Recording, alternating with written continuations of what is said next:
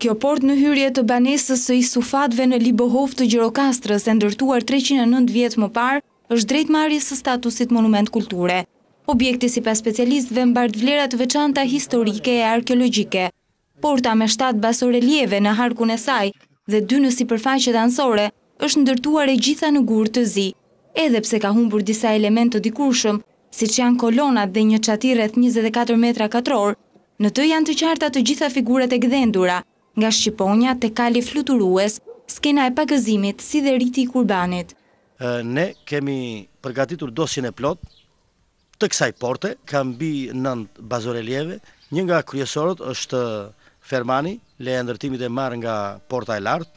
Gjithashtu ka bazorelievin e Amazonës, Akuaristin dhe ka dhe disa ornamente të tjera islamike. Porta i shërbente dikur shtëpisë trekaqe të Isufatëve, e cila tashmë nuk ekziston më, por pavarësisht kësaj, porta vijon të mbetet e hapur për miqt, duke i shërbyer një banese të re që familjarët thonë se e ndërtuan në këtë vend vetëm për shkak të saj.